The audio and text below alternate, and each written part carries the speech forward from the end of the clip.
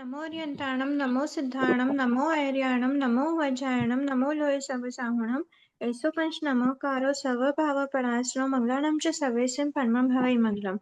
अहो आचार्य भगवान, अहो उपाध्याय भगवान, आप श्री जी ज्ञान के महासागर हैं।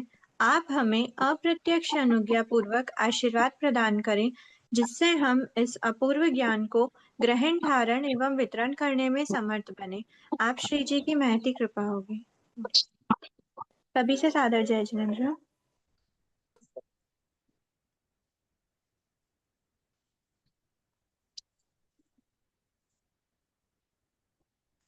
लास्ट क्लास में हम लोगों ने द्वितीय उपशम में थोड़ा सा एक करेक्शन है।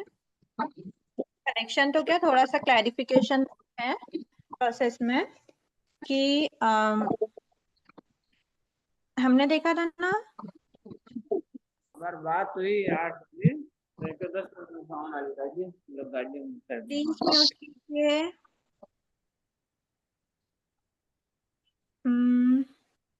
ये इसमें जो हमने देखा था ना कि तीन मतलब तीन जो करण होते हैं,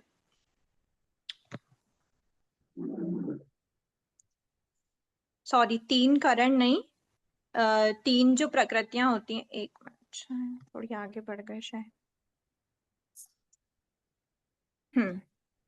यहाँ हमने देखा था तीन जो प्रकृतियां होती हैं वहां पर मिथ्या, देखो थोड़ा सा ना एक कंपैरिजन यहाँ पर लेके चलना।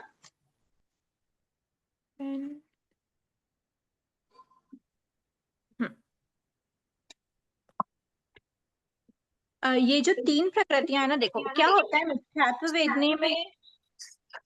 प्लीज कोई डाउट पूछ रहा है या फिर जिनको डाउट नहीं है तो आप प्लीज एक बार म्यूट कीजिए। हाँ, जो तीन प्रकृतियां, प्रथमोपशम में क्या होता है, ओनली मिथ्यात्व वेदनी होता है ना। मिथ्यात्व वेदनी के मतलब मिथ्यात्व वेदनी का जब उदय भी रहता है, साथ साथ में उसका बंध भी होता रहता है। तो जब मिथ्यात्व वेदनी का उदय रहता है, प्रथमोपशम सम्यक तो प्राप्ति की प्रोसेस चल रही होती है, तो मिथ्यात्व वेदनी का क्या करते हैं, जो मतलब अंतर जब क्रिएट करते हैं तो कुछ उसकी प्रथम स्थिति में दलित डाले जाते हैं और कुछ उसकी द्वितीय स्थिति में डाले जाते हैं। ठीक है, अब यहाँ पर हमने क्या देखा था, हाँ यहाँ पर हमने ये देखा था कि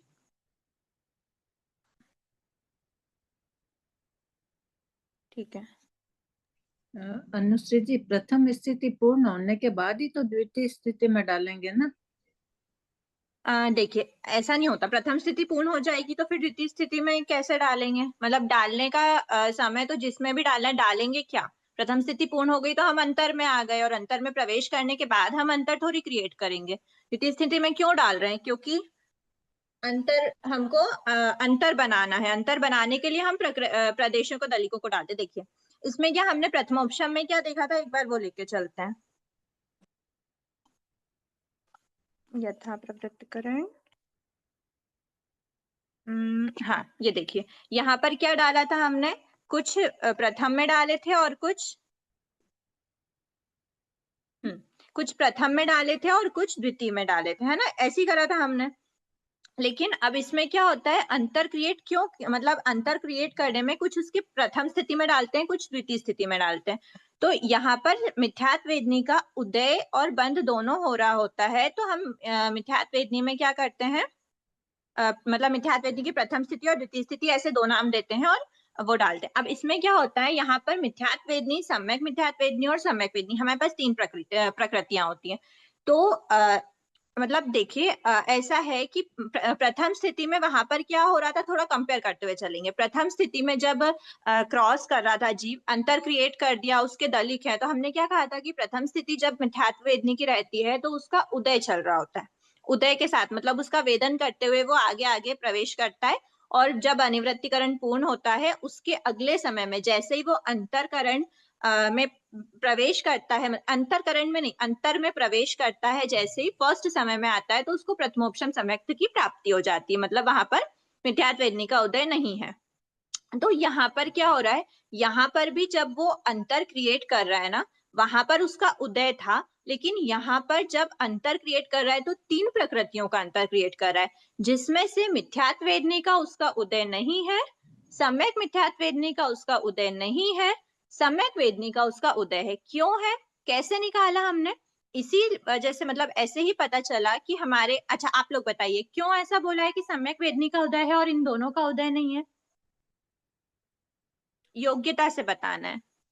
योग्यता में क्या है, द्वितीयोपशम सम्यक तो कौन प्राप्त कर सकता है? शायोपशमिक सम्यक्त्वी जीव। शायोपशमिक सम्यक्त्वी जीव ही प्राप्त कर सकता है। तो शायोपशमिक सम्यक्त्वी जीव के किसका उदय रहता है? क्या मिथ्यात्व वेदनी का उदय है? नहीं, सम्यक वेदनी का उदय है। सम्यक वेदनी का उदय, सम्यक मिथ्यात्व वेदनी का भी नहीं होता और मिथ्यात्व वेदनी का भी नहीं होता। तो जब सम्यक वेदनी का उदय है मतलब 2 प्रकृतियों का तो उदय है ही नहीं। अब जब उदय ही नहीं है तो फिर उसका वेदन और भोगना तो है ही नहीं। तो उदय में जिन प्रकृतियों का उदय नहीं रहता ना, तो उसमें अगर हम अंतर क्रिएट, मतलब ये एक फैक्ट वाली बात है कि जिस प्रकृति का उदय नहीं है तो उसमें अगर हम मतलब अगर अंतर क्रिएट कर रहे हैं तो उसमें हम प्रथम स्थिति में नहीं डालेंगे। क्यों? क्योंकि जब हमने मिथ्यात्व वेदनी की प्रथम स्थिति में डाला था तो क्या हो रहा था, प्रथम स्थिति में डाल रहे थे तो वहां पर उसका प्रथम स्थिति मतलब जो प्रथम स्थिति का जो एरिया था, जितना ड्यूरेशन तक वो मतलब अनिवृत्तिकरण पूर्ण करता, उस काल तक उसका मिथ्यात्व वेदनी का उदय चल रहा था। और उदय मतलब आत्मा से बाहर निकल रहा है। इसको थ्योरी से ज्यादा प्रैक्टिकल रूप में समझना कि मिथ्यात्व वेदनी का उदय है मतलब दलित बाहर निकलते जा रहे हैं। एक समय हम आगे बढ़ रहे हैं अनिवृत्तिकरण पूर्ण करने का, जो रिमेनिंग जो रहता है अंतरकरण के बाद का जो भी ड्यूरेशन बचता है हमारा, हम एक एक समय आगे बढ़ते जा रहे हैं। मिथ्यात्व का उदय हो रहा है मतलब उसके जो प्रथम स्थिति में जो भी दलित आए थे वो आत्मा से बाहर निकल रहे हैं। पर यहाँ पर मिथ्यात्व वेदनी का तो उदय ही नहीं है, तो फिर वो दलित बाहर कैसे निकलेंगे?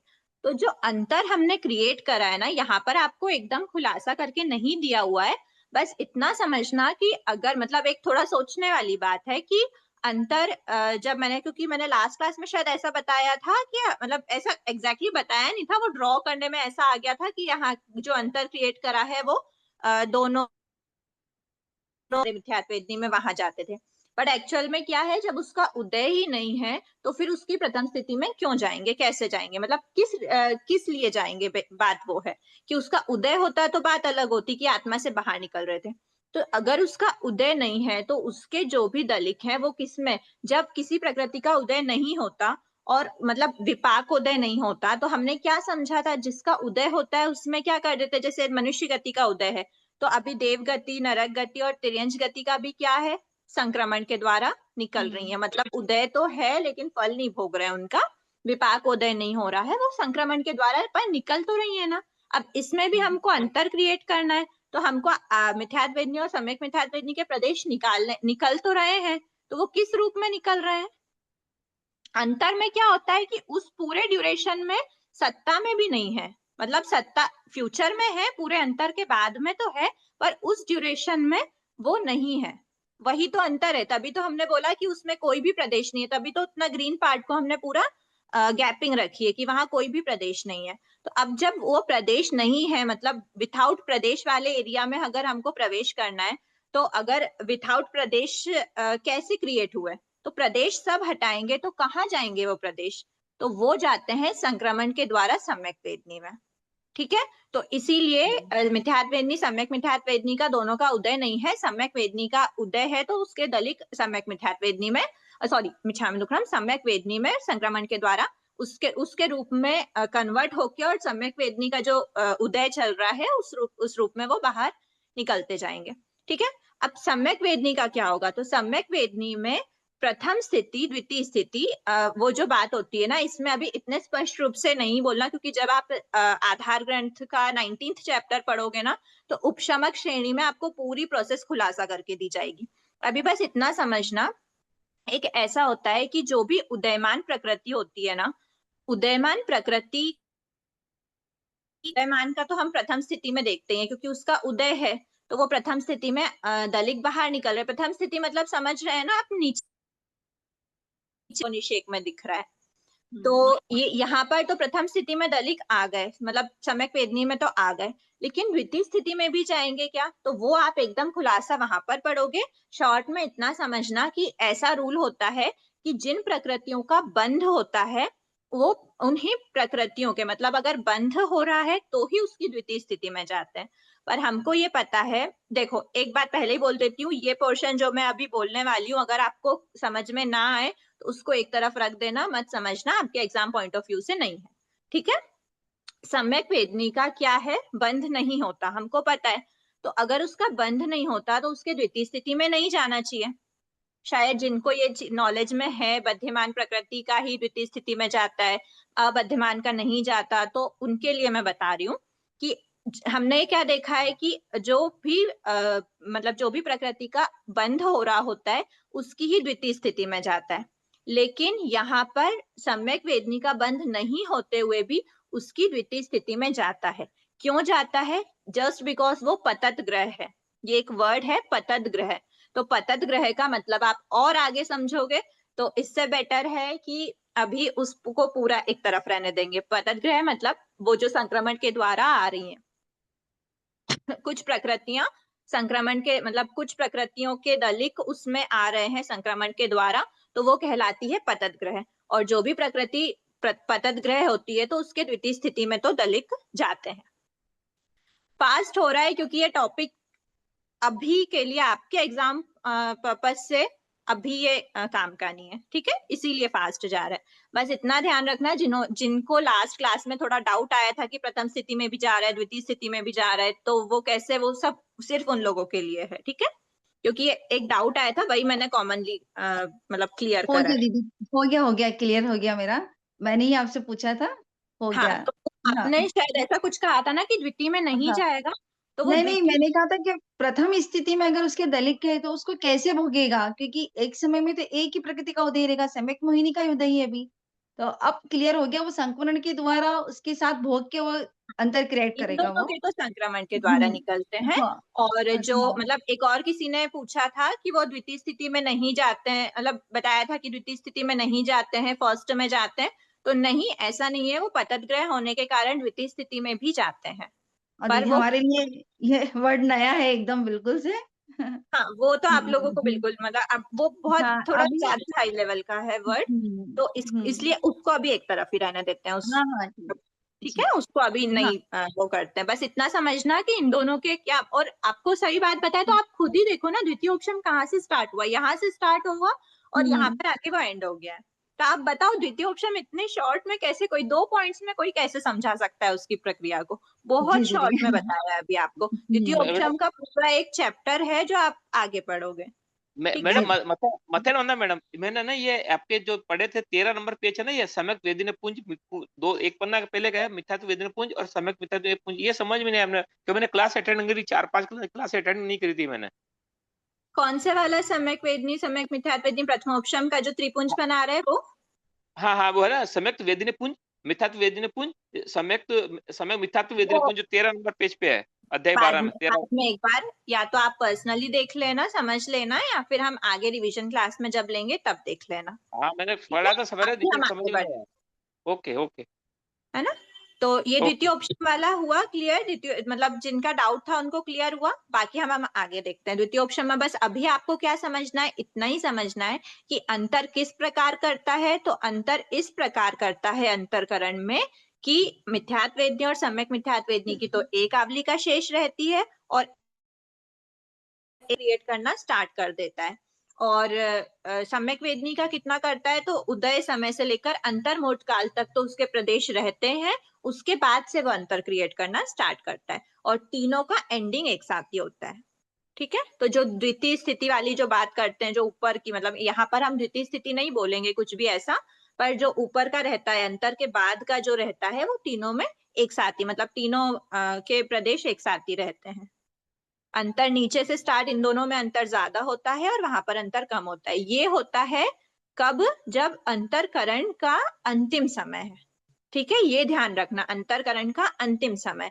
और जब द्वितीयोपशम प्राप्त हुआ है, तब कब प्राप्त हुआ, सम्यक वेदनी का एक आवली का शेष होने के बाद अंतर में प्रवेश, मतलब एक आवली का जो शेष बची थी उतना निकलने के बाद अंतर में प्रवेश किया तो भी नहीं होगा।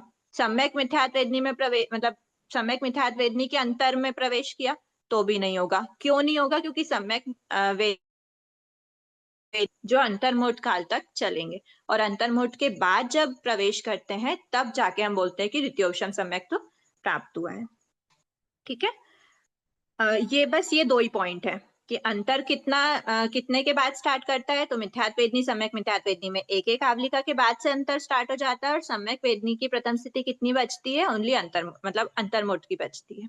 और सेकंड पॉइंट ये बता रहे हैं कि जब द्वितीयोपशम कब प्राप्त होता है, तो तब प्राप्त होता है जब सम्यक। जैसे दीदी, इसका कोई रीजन है क्या कि इसका इतना शेष रहता है और इसका इतना शेष रहता है? इसका कोई रीजन है?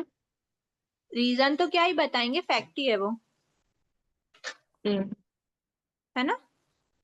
मतलब वो फैक्ट यही समझना कि एक आवली का शेष रहे उसके बाद से अंतर स्टार्ट होता है, और इसमें अंतर्मुठ के बाद से, और एक आवलिका के बाद दोनों के अंतर में प्रवेश करने के बाद भी द्वितीयोपशम प्राप्त नहीं होता। वो कब होता है? वो सम्यक वेदनी के बाद होता है, सम्यक वेदनी के अंतर में प्रवेश करने के बाद।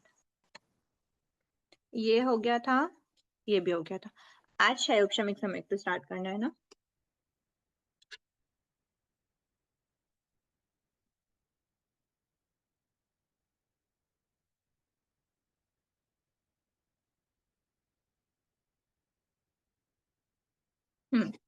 क्षयोपशमिक सम्यक्त्व, इसकी डेफिनेशन क्या है? सम्यक वेदनी कर्म के उदय से, उदय मतलब यहाँ पर विपाकोदय समझना, क्योंकि संक्रमण नहीं है। सम्यक वेदनी कर्म के उदय से प्राप्त सम्यक्त्व को क्षयोपशमिक सम्यक्त्व कहते हैं। जो सम्यक्त्व सम्यक वेदनी कर्म के उदय से प्राप्त होता है।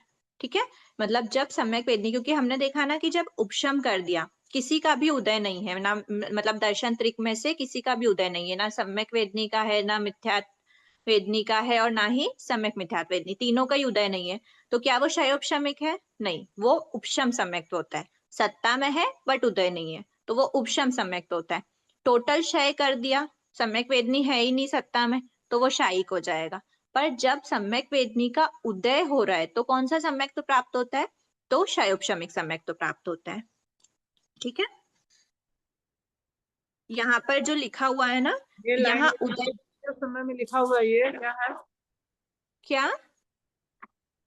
अपन समयकत्व में लिखते हैं ना, द्वितीयोपसम समयकत्व में छठे सातवें स्थानवर्ती क्षयोपशमिक सम्यक दृष्टि जीव है। तो यही है सम्यकत्व वेदनी का उदय वहां भी है ना? हाँ, उसकी हाँ। प्राप्ति के लिए तो हो गई होगा छठे सातवें गुण स्थान में। क्षयोपशमिक सम्यक्त्व जो है वो सम्यक वेदनी का उदय, तभी तो हमने यहाँ पर यही तो बात करी ना कि ये उदयमान है, तभी तो उसकी प्रथम स्थिति में जा रहा है। हाँ ठीक है ना। हाँ ठीक। ठीक है, अब ये देखा, क्या पूछा आपने? उदय जो छठवा द्वितीय वेद समय वेदनी का मतलब, वेद वेदनी का मतलब, वेद वेदनी, अरे वेद वेदनी तो वो है स्त्री वेद वेदनी कर्म, पुरुष वेद वेदनी, ये वेद वेदनी वर्ड कहाँ से आया है? नहीं, वेद और वेदनी है। अच्छा, वेद और वेदनीय मतलब वेदन करना, और वेद का मतलब तो वो होता है काम भोग की लालसा, वो वेद होता है। स्त्री वेद, पुरुष वेद, नपुंसक वेद हमने देखे थे ना। हाँ ठीक है, यहाँ पर टिप्पणी में क्या लिखा हुआ है कि यहाँ उदय का तात्पर्य उदानुविद क्षयोपशम में है। ठीक है, मतलब यहाँ पर हम जिस प्रकृति का उदय हो रहा है, कैसे समझें इसको, एक बार इसको साइड रखते हैं। उदयानुविद क्षयोपशम जो है, यहाँ पे क्षय और उपशम दो की प्रोसेस, क्षयोपशम वर्ड जो है ना, वो क्षयोपशम मतलब बहुत वो है, बड़ा वर्ड है, तो उसको एक बार साइड में रखते हैं। क्षय और उपशम दोनों, कुछ प्रदेशों का क्षय चलता है, कुछ का उपशमन चलता है, इस टाइप से वो प्रोसेस होती है। यहाँ पर हमको बस इतना ही समझना, सम्यक वेदनी कर्म का उदय है, मतलब उनका वेदन कर रहा है सम्यक वेदनी कर्म का, तो उससे जो सम्यक प्राप्त हुआ है वो क्षयोपशमिक सम्यक्त्व है।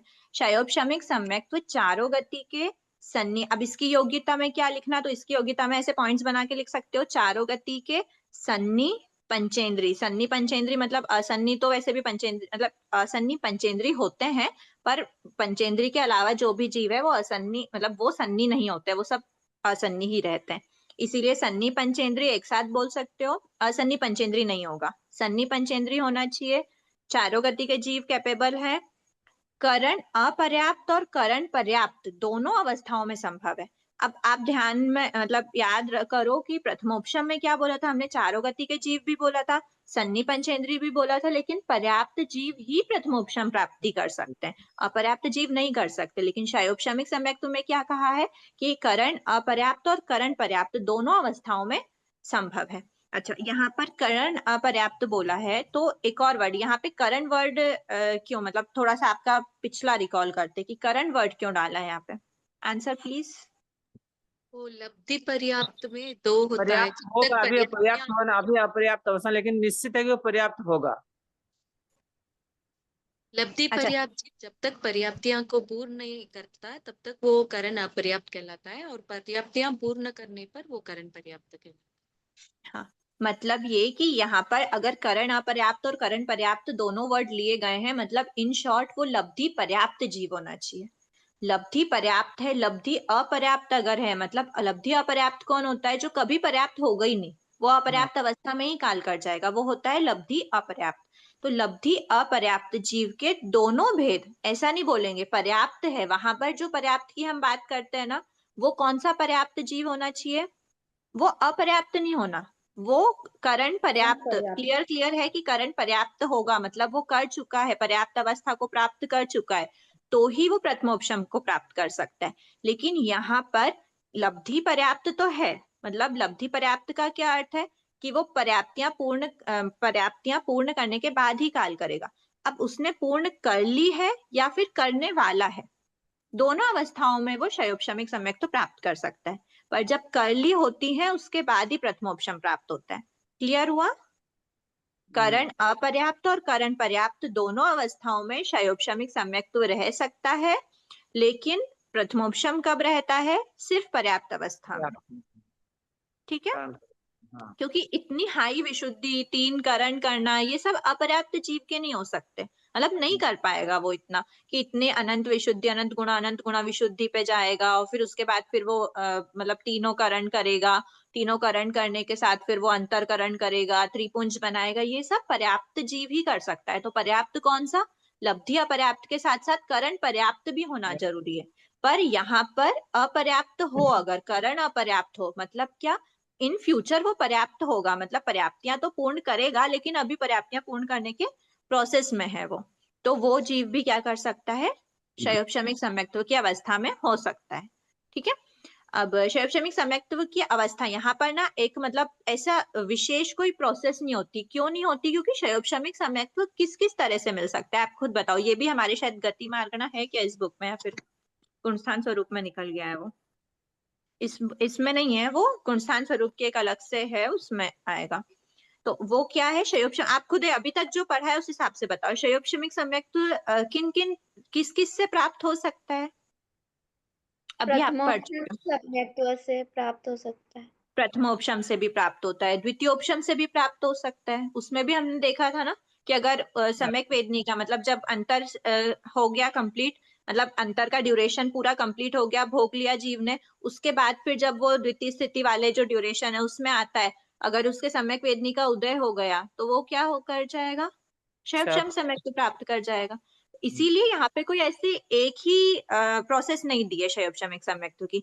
प्रथमोपशम के बाद भी शयोपशम प्राप्त हो सकता है, द्वितीयोपशम के बाद भी शयोपशम प्राप्त हो सकता है, मिथ्या दृष्टि जीव भी डायरेक्ट शयोपशम प्राप्त कर सकता है।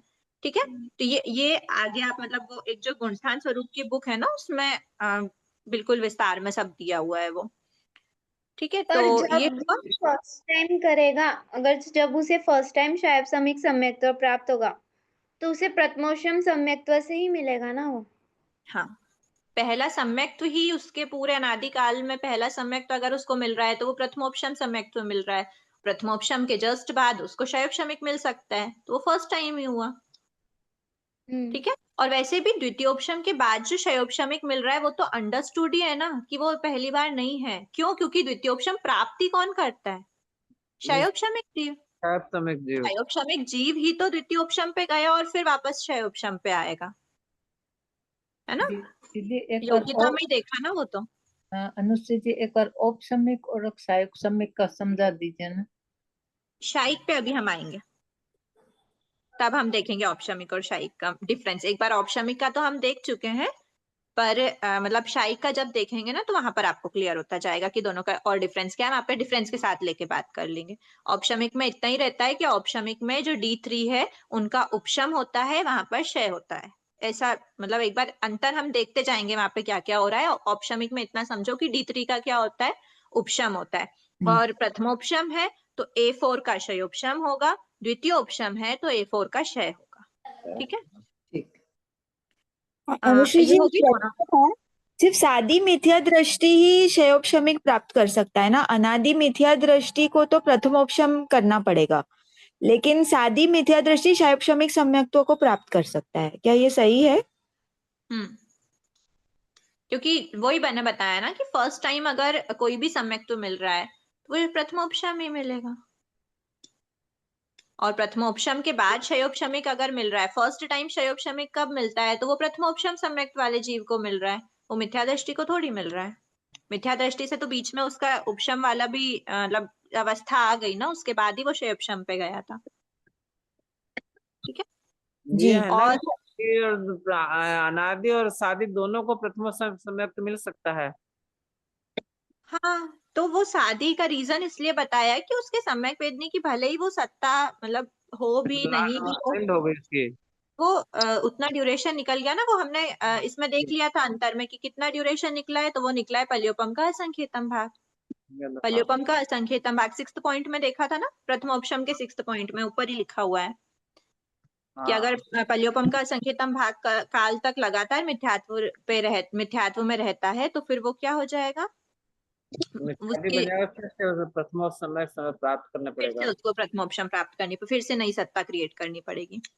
ठीक है, अब हम क्षयोपशमिक सम्यक, अच्छा एक लाइन और रह गई, असन्नी जीवों में क्षयोपशमिक सम्यक्त्व नहीं होता। इसीलिए सिर्फ बताया कि कौन से जीव होंगे, सन्नी पंचेंद्रिय जीव ही होंगे जिनमें क्षयोपशमिक सम्यक्त्व है। असन्नी जीवों में क्षयोपशमिक सम्यक्त्व नहीं होता है। क्षयोपशमिक सम्यक्त्व 4 से 7 गुणस्थान में ही संभव है। तो इसका गुणस्थान कौन कौन से हैं, 4, 5, 6, 7। ठीक है, 4 के नीचे वाले क्या होता है, फर्स्ट मिथ्या दृष्टि का होता है, सेकंड साधन सम्यक दृष्टि का होता है, थर्ड किसका होता है, सम्यक मिथ्या दृष्टि का होता है, और 8th वाले 8th एंड अबव किसके होंगे, तो वो होते हैं या तो द्वितीयोपशम सम्यक्त्वी वाले के या फिर शायिक सम्यक्त्वी वाले के। कि 8th एंड अबव तो उपशम श्रेणी मतलब श्रेणी चढ़ जाता है ना, श्रेणी वाले गुणस्थान है। उपशमक श्रेणी चढ़ेगा तो वो उपशम सम्यक्त्व है, औपशमिक सम्यक्त्व है मतलब। और शपक श्रेणी चढ़ रहा है तो वो शायिक सम्यक्त्व है। ऐसा वो आगे श्रेणी में भी और देखेंगे कि शायिक में भी वो हो सकता है, वो मतांतर ये सब बाद में डिस्कस करते हैं, एक बार बेसिक लेवल समझो। ऐसा क्षयोपशमिक सम्यक्त्व 4 से 7 गुणस्थान में ही संभव है। तो 4 से 7 क्यों बोला है, क्योंकि 8 के बाद वाले में तो श्रेणी चढ़ जाते हैं और 4th के नीचे वाले में भी नहीं रहता। तो 4, 5, 6, 7 वाले 4, 5, 6, 7 वाले जो गुणस्थान होते हैं उनमें क्षयोपशमिक सम्यक्त्वी जीव इन गुणस्थानों में हो सकता है।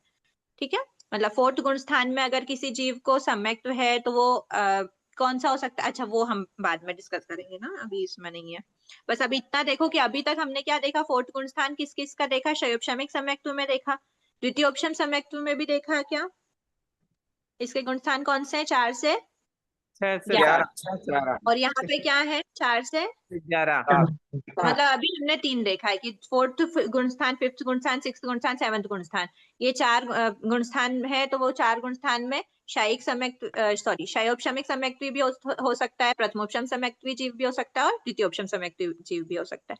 ऐसे ना आप लोग एक अलग से ना नोट कर करके रखते जाओ, मतलब आपको ये सब आप लिखते जाओगे ना तो उसमें आपको मतलब याद रहेगी वो चीजें। ऐसे अलग से लेके नहीं बैठना पड़ेगा कि प्रथमोपशम के गुणस्थान कौन कौन से थे, द्वितीयोपशम के कौन कौन से थे। कोई भी चीज को याद करना मतलब रटना नहीं है, उसको हर चीज को लॉजिक लेके समझना है ना, तो अपने आप ही बैठ जाएंगे वो। ठीक है, अब हम देखते हैं अनुश्री जी एक और बात है, क्योंकि अभी एग्जाम में सब घुमा घुमा के पेपर देंगे, तो आप हमें हर क्लास के बाद में जो चैप्टर आपने पढ़ाया है ना उसमें से घुमा घुमा कर पेपर दीजिए हमको। आप वैसे व्हाट्सएप पे डाल दीजिए ताकि हम उसके लिए भी प्रिपेयर हो जाए। ठीक है, कोशिश करते हैं। 4-5 ऐसे एक दिन, उस दिन नहीं डाल पाएंगे तो दूसरे दिन, तीसरे दिन, कभी भी डाल दीजिए, हम बैठे बैठे सोल्व करते रहेंगे। हाँ ठीक है। और एक और बात मैं अपनी तरफ से भी कहना चाहूंगी कि अगर वो पेपर में टफ क्वेश्चन आ भी जाते हैं तो ऐसा मत समझना कि पेपर इतना टफ होगा। ठीक है, पेपर नहीं, वो तो प्रैक्टिस के लिए ज्यादा बेटर रहेगा हमारे। आप प्रैक्टिस अगर रहेगी तो हमारा दिमाग खुल जाएगा, तो हाँ, मतलब जो भी हमारी better भ्रांति है वो निकलती जाएगी। अगर आप 10 में से 15 के लेवल के क्वेश्चन को सॉल्व करोगे, 10 में से 15 मार्क्स नहीं ला पाओ तो 10 में से 10 मार्क्स तो आ ही जाएंगे। ऐसा ठीक है। 10 में से 15 कैसे आएंगे? 10 में से 15 की तैयारी रखना ना, ऐसे क्वेश्चन मिलेंगे।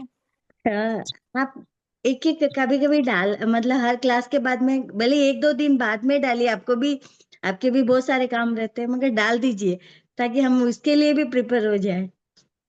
कोशिश करते हैं। ठीक है, शयोपशमिक धन्यवाद। सम्यक्त्व में अतिचार। ठीक है, अब हम अतिचार देखते हैं। शयोपशमिक सम्यक्त्वी जीव के सम्यक वेदनिक कर्म का उदय रहता है। मतलब शयोपशमिक सम्यक्त्व में अतिचार जो आते हैं, जैसे अभी हमारा कौन सा सम्यक्त्व है? शयोपशमिक सम्यक्त्व है। क्यों ऐसा कैसे हमको गेस हुए? क्योंकि अभी तक जो 3 सम्यक्त्व हमने पढ़े उसमें ना तो हमें प्रथमोपशम में है क्या हम, मतलब प्रथमोपशम नहीं, सम्यक्त्व में है क्या? नहीं, नहीं, क्यों साथ नहीं है? में क्योंकि ऐसे समझना, वैसे भी ये दोनों जो सम्यक्त्व है वो अंतर्मुठ से ज्यादा नहीं रह सकते। अगर लंबे काल तक कोई टिक रहा है तो वो शयोपशमिक सम्यक्त्व है। ठीक है, इसका काल मतलब वो दोनों में प्रथमोपशम समय कोई भी प्रकृति का उपशम इससे ज्यादा कितना अंतर्मुख से ज्यादा नहीं होता। अंतर्मुख से ज्यादा नहीं कर सकता। तो अगर मतलब द्वितीयोपशम, वैसे तो द्वितीयोपशम श्रेणी संभव है नहीं अभी, तो द्वितीयोपशम हमारे होगा नहीं, ऐसा हम गेस कर रहे हैं। और अपना प्रथमोपशम, तो प्रथमोपशम में मिथ्या दृष्टि जीव प्रथमोपशम प्राप्त करता है, उसके बाद फिर अंतर्मुहूर्त तक ही वो प्रथमोपशम रहता है। अभी हमें पता है कि हमारे सम्यक्त्व की अवस्था है, हम 5वें गुण स्थान में है, तो 5वें गुण स्थान में कौन सा होगा? तो बताया है कि कौन सा होगा? शयोपशमिक सम्यक्त्व है। तो शयोपशमिक सम्यक्त्वी जो जीव है, अभी हमारे जो भी व्रतों में अतिचार लगते हैं, अगर छठे गुण स्थान में भी जो साधु साध्वी हैं, छठे 7वें गुण स्थान वर्ती, तो उनके भी जो भी व्रतों में अतिचार लगता है वो किसके कारण से लगता है? या ये बात हमने पहले भी डिस्कस कर चुके हैं लास्ट कोर्स में। उनमें बादल कैसा है रहता? कोई शंका आकांक्षा वितिकिच्छा नहीं नहीं नहीं नहीं, वो अतिचार जो है वो किस वजह से लगते हैं, मतलब किसके कारण लगते हैं? सम्यक्त वेदनीय के कारण, सम्यक्त वेदनीय के उदय के उदय के कारण। शयोपशमिक सम्यक्त्व में जो भी अतिचार लग रहे हैं वो किसके उदय के कारण लग रहे हैं? तो बताया शयोपशमिक सम्यक्त्व के उदय के कारण लग रहे हैं। ठीक है, अब क्या है? शयोपशमिक सम्यक्त्वी जीव का सम्यक्त्व वेदनी कर्म का उदय रहता है। सम्यक वेदनी कर्म देशघातिनी प्रकृति है, अतः इसके उदय के कारण आत्मा के सम्यक्त्व गुण का पूर्ण रूप से घात नहीं होता। ये हमने देख ही लिया था। सम्यक्त्व वेदनी कौन सी है? देशघातिनी प्रकृति। वो सम्यक गुण का पूर्ण रूप से घात नहीं करता। पूर्ण रूप से घात क्यों नहीं करता? क्योंकि पूर्ण रूप से घात कौन सा गुण करता है? सम्यक मतलब कौन सा कर्म करता है? मिथ्यात्व वेदनी।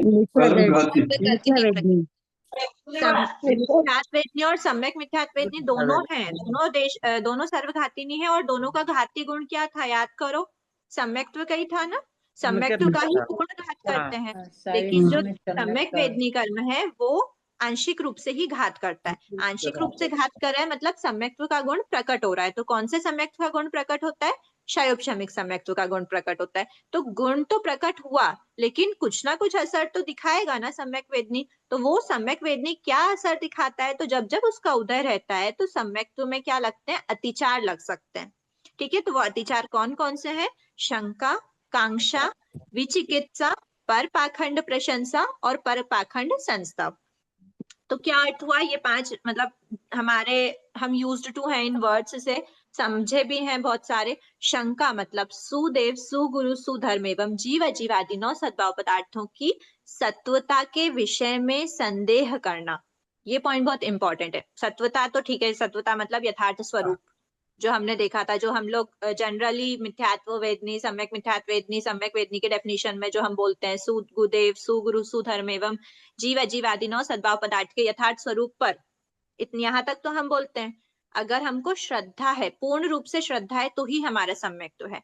लेकिन उस पूर्ण श्रद्धा में भी क्या है, उसमें थोड़ा सा संदेह करना, मतलब हमको श्रद्धा तो है पर क्या ये ऐसा हो सकता है क्या, मतलब ऐसा जैसे कि हमको ये श्रद्धा है, ऐसा मान के एकदम छोटा सा एग्जांपल देती हूँ, ऐसा हो सकता है, मैं नहीं बोलती कि यही शंका के अंदर आएगा, बट ऐसा हो सकता है कि हमने भगवान की वाणी पे श्रद्धा करी कि पानी की एक बूंद में क्या होते हैं, जीव होते हैं।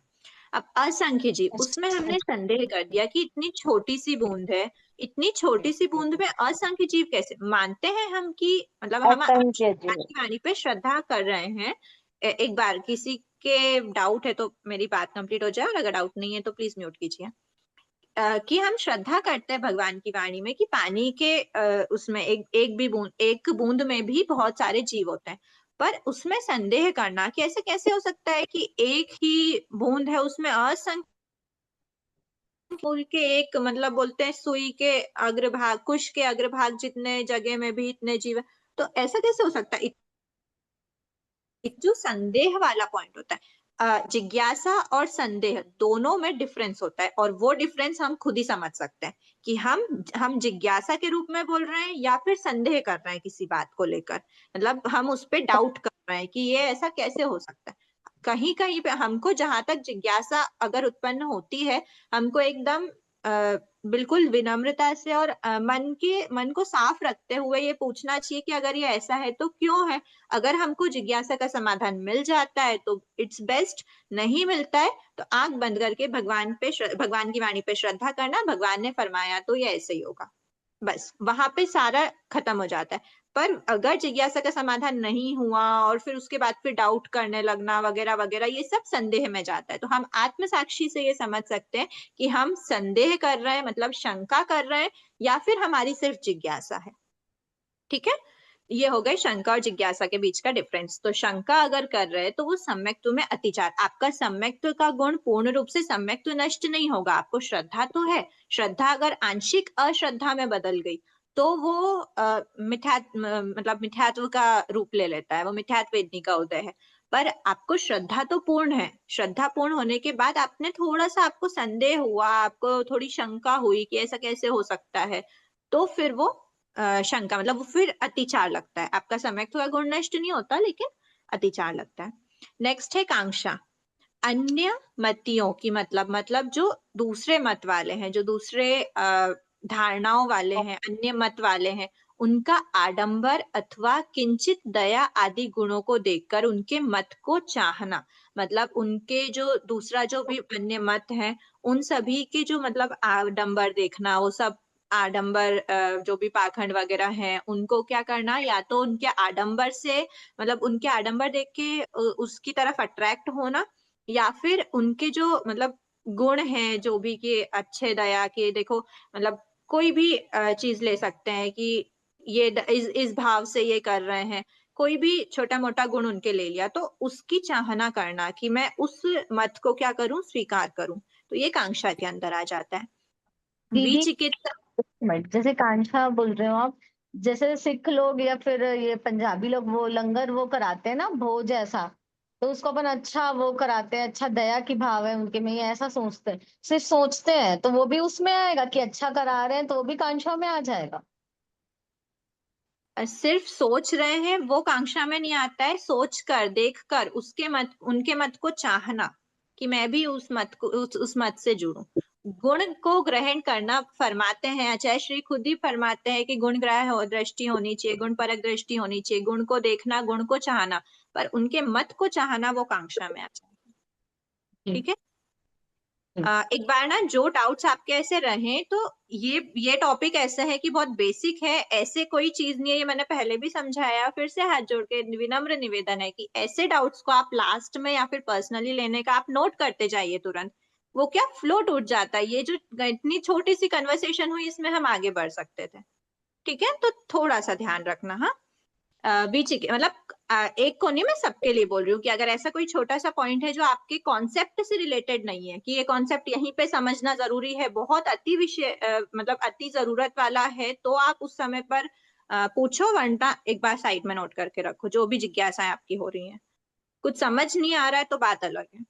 अब थर्ड है विचिकित्सा, जिनेश्वर देवों द्वारा प्रतिपादित तप आदि क्रियाओं के फल में संदेह करना, कि मैं अगर ये तपस्या कर रही हूँ, मैं अगर कर्म निर्जरा, उसमें बताया है कि कर्म निर्जरा, जैसे कई बार ऐसा होता है कि हमने मतलब कोई एक बहुत बहुत सारी कोई भी करा, दान दिया, कुछ भी करा हमने किसी उद्देश्य से कि मेरे कर्मों की निर्जरा हो जाए, तो कई बार ऐसा होता है कि हम मतलब उस चीज में हमें ये नहीं पता है कि हमने बांधे कितने गाढ़े कर्म है, पर उन गाढ़े कर्म अगर हमने 100 के लेवल के मतलब 100 जितनी अनुभव वाले हमने अगर कर्म बांधे हैं और हम 10 जितना या 50 जितना पुरुषार्थ कर रहे हैं, तो हम कहेंगे कि मैंने तो 50 के लेवल जितना मतलब इतना हाई मतलब इतना बड़ा तप किया है, इतने भावों के साथ मैंने दान दिया है, इतनी निर्जरा करने की कोशिश कर मतलब प्रयास करा है, मैंने इतनी निर्जरा का पुरुषार्थ किया, लेकिन फिर भी मेरे क्या है, कर्म हट ही नहीं रहे। कोई बीमारी हो गई तो उसके लिए आप बोल रहे हो कि मैं इतने इतने इतने ऐसे करूंगा तो मेरे ये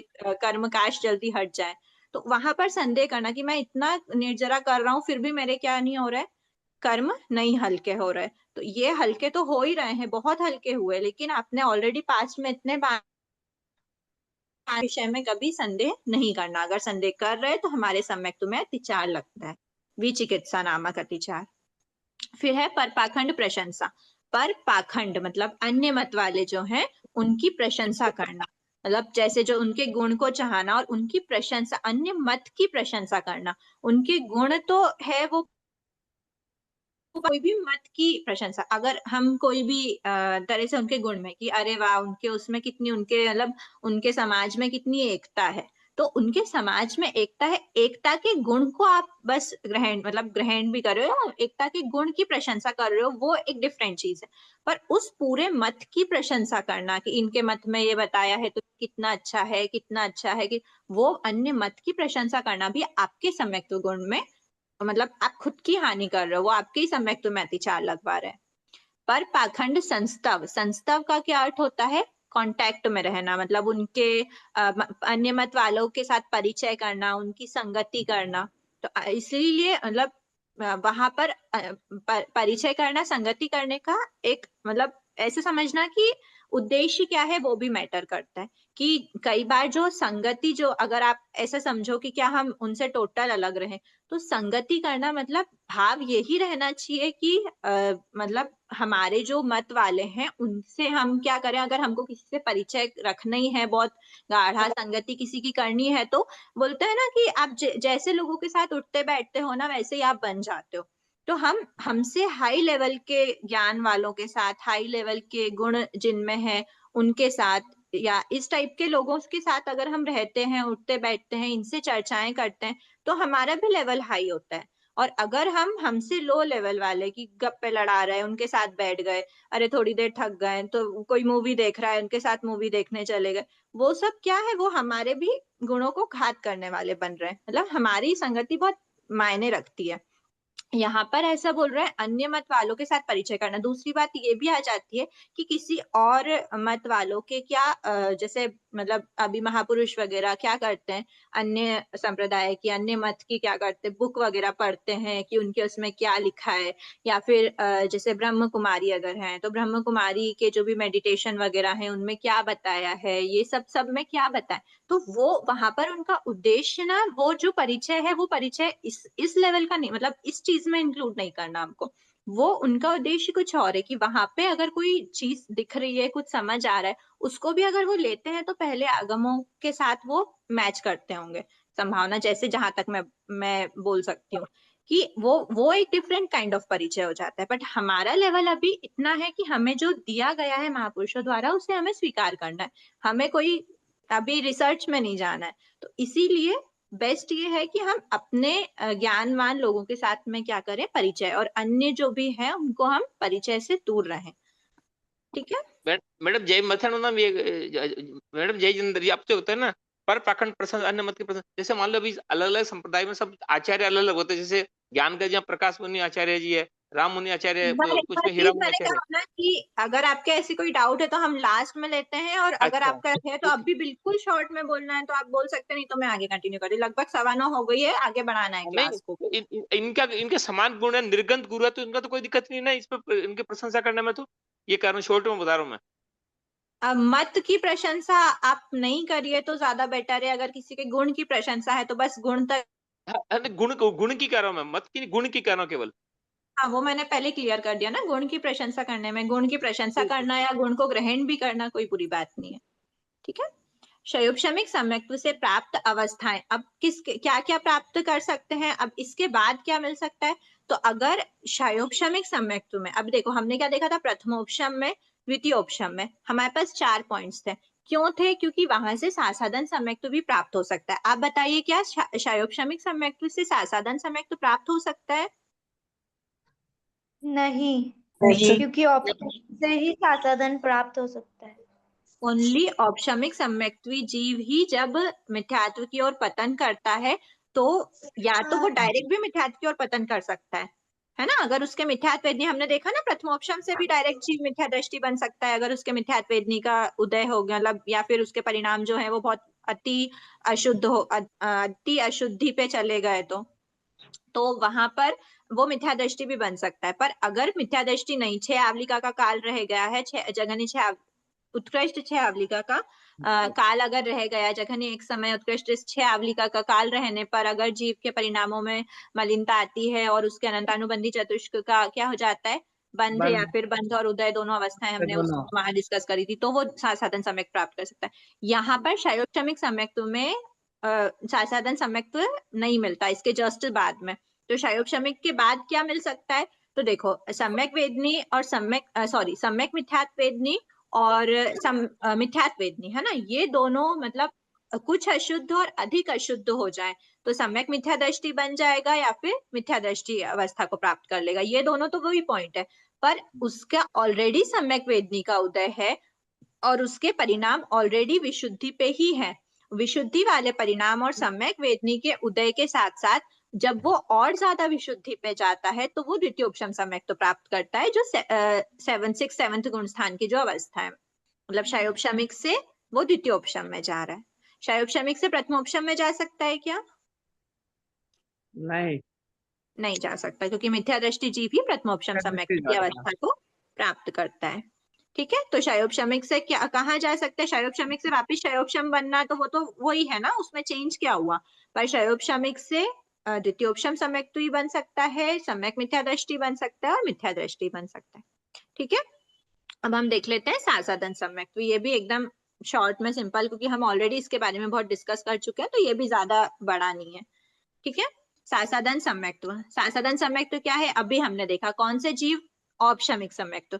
औपशमिक सम्यक्त्व से पतित एवं मिथ्यात्व की ओर अभिमुख। औपशमिक से पतित हो गए मतलब गिर गए हैं वो, और मिथ्यात्व की ओर अभिमुख है। मिथ्यात्व की ओर अभिमुख मतलब मिथ्यात्व को प्राप्त नहीं करे अभी, पर मिथ्यात्व को प्राप्त करने वाले हैं। तो ऐसे मिथ्यात्व की ओर अभिमुख जीवों में जो सम्यक्त्व प्राप्त पाया। ठीक है। अब ये इससे रिलेटेड कुछ बातें देख लेते हैं जो हम पहले देख चुके हैं, वैसे ही वही बातें रिपीट हुई है। देखो, अब मैं बस एक बार रीड आउट कर देती हूँ। प्रथमोपशम सम्यक्त्व के काल में जघन्य एक समय उत्कृष्ट 6 आवली का काल शेष रहते परिणामों की मलिनता के कारण यदि अनंतानुबंधी चतुष्क का बंध एवं उदय, प्रथमोपशम में क्या बोलेंगे? बंध एवं उदय प्रारंभ हो जाए तो जीव सासाधन सम्यक्त्वी कहलाता है। सासाधन सम्यक्त्व का काल पूर्ण करने के पश्चात जीव अवश्य मिथ्यात्व को प्राप्त होता है। इसका तो ऑफ कोर्स पता ही है हमको कि सासाधन का फ्यूचर क्या है सासाधन सम्यक्त्वी से, क्योंकि वो जीव ही ऐसा है जो मिथ्यात्व की ओर अभिमुख है, मतलब मिथ्यात्व में जाने वाला है, मिथ्यात्व की ओर अभिमुख है, मतलब उस तरफ है वो। तो वो उसका फ्यूचर तो मिथ्यात्व को ही प्राप्त करना है, ये जो पूरा ड्यूरेशन इसका एंड होगा उसके बाद। फिर द्वितीयोपशम का क्या है? तो द्वितीयोपशम के काल में भी अगर एक जघन्य एक समय उत्कृष्ट 6 आवली का काल शेष रहते परिणामों की मलिनता के कारण जीव यदि अनंतानुबंधी चतुष्क का बंध प्रारंभ कर दे तो जीव सासाधन सम्यक्त्वी कहलाता है। सासाधन सम्यक्त्व का काल, यहाँ पर ध्यान रखना, ओनली बंध है, ऊपर बंध और उदय दोनों है। सासाधन सम्यक्त्व, इस ऐसे पॉइंट्स को ना आप अंडरलाइन कर लो ताकि आपको मतलब एग्जाम के हिसाब से भी वो ध्यान में रहे, और एग्जाम के क्या मतलब वो पक्का ही रहे कि फिट हो जाए, कि अगर प्रथमोपशम की बात कर रहे हैं प्लीज एनोटेशंस ऑफ रखिए। ठीक है, तो ये हुआ सासदन सम्यक्त काल पूर्ण करने के पश्चात जीव अवश्य मिथ्यात्व को प्राप्त करता है। सासदन सम्यक्त अवस्था में दर्शन त्रिक का उपशम और अनंतानुबंधी चतुष्क का बंध, इन दोनों लक्षणों की नियमा है।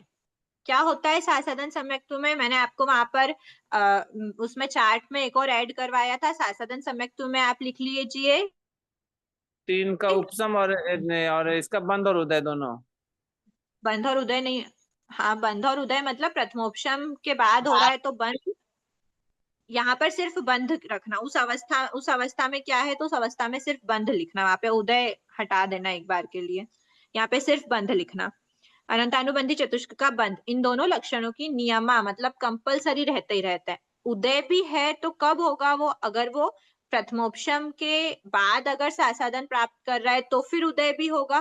द्वितीयोपशम के बाद अगर सासादन प्राप्त कर रहा है तो फिर बंध है। उदय वहां पर हमने नहीं बोला है कि बंध हुआ है तो वो सासादन, तो इसीलिए बंध की तो नियमा है। नियमा मतलब सर्टेनिटी, सर्टेनिटी मतलब कंपलसरी है कि उसका बंध तो हो गई होगा। उदय में अलग अलग केस आ जाते हैं, इसीलिए बंध तो कंपलसरी है। अन्य किसी प्रकार के सम्यक्त्व में अनंतानुबंधी चतुष्क का बंध संभव नहीं है, क्योंकि अनंतानुबंधी चतुष्क क्या है, संसार अनंत अनुबंध, संसार से अनुबंध बनाए रखने वाला कषाय है।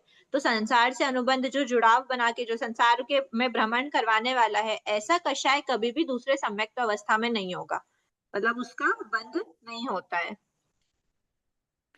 सम्यक दृष्टि जीव ऐसे कषाय का बंध नहीं करता है।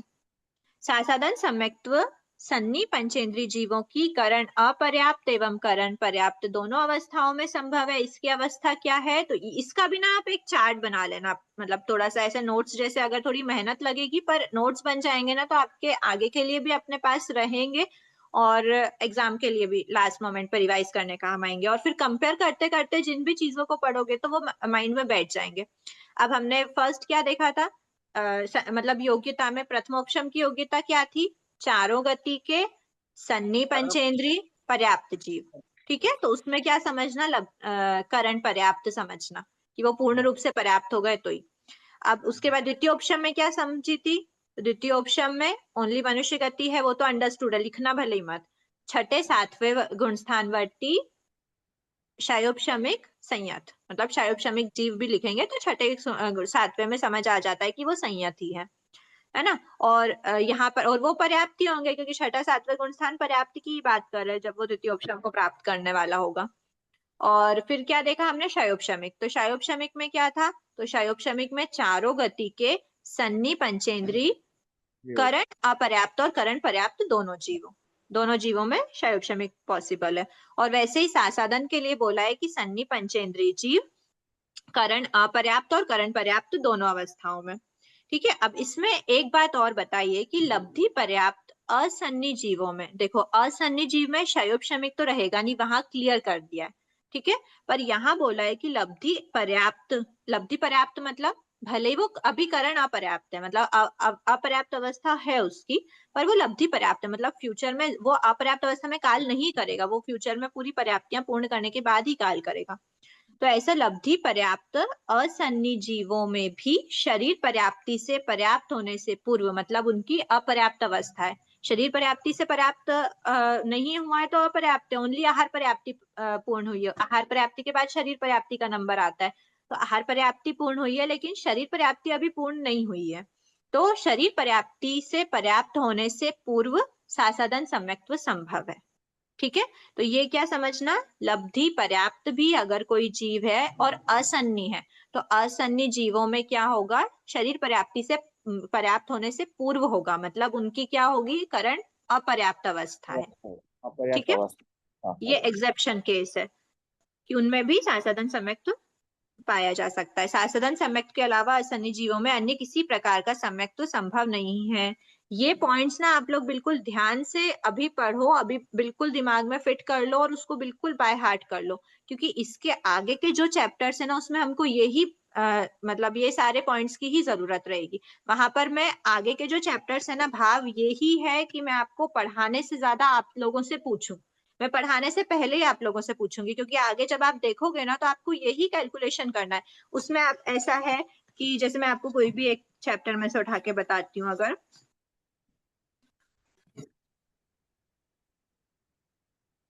ठीक है, ऐसा अगर ऐसा पूछ लेंगे कि मतलब ऑप्शन एक नहीं ना, साधन चाहिए।